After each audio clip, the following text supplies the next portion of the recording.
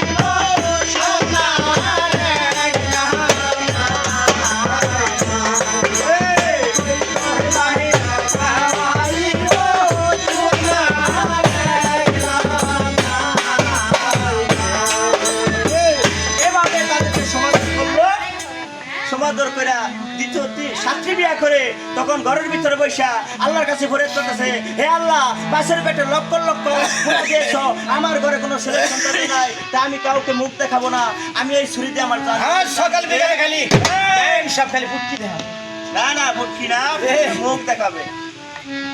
তখন কি করলো, সেই দূরে থেকে গাজি কালো দেনের ফকির দেন করে দেখতে পেলো যে তার একটা বস্ত্র ঘরের ভিতরে মারা যাচ্ছে।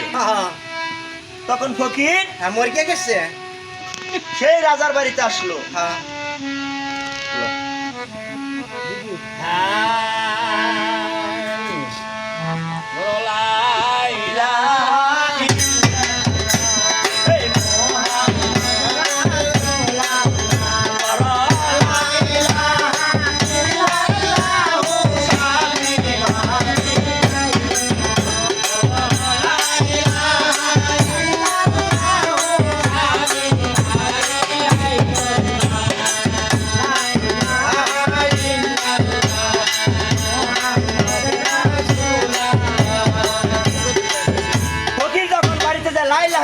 মুহাম্মদুর রাসূলুল্লাহ বলে জিকির করতে লাগলো। তখন বাড়ির রুজি আইসা তাদেরকে 5টা মানিক দেওয়ার জন্য রেডি হয়ে গেল। তখন হে ফকির বলতেছে, আমি তো ভিক্ষার ফকির না, আমি ভিক্ষা পাইলে যাব,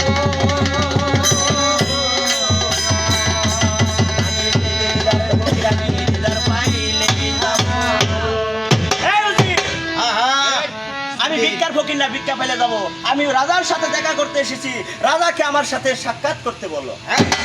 তখন যদি রাজাকে বলতেছিল, মহারাজ মহারাজ, এই কথা কিন্তু সাবধানে।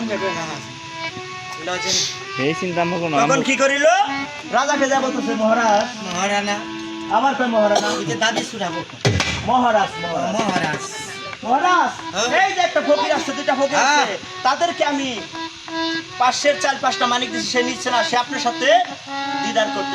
ফকির বাবা ওই যে চুরুন রাতে। তখন রাজা কি বলল, যাও ওদেরকে বসার জন্য 2টা চেয়ার নিয়ে দাও।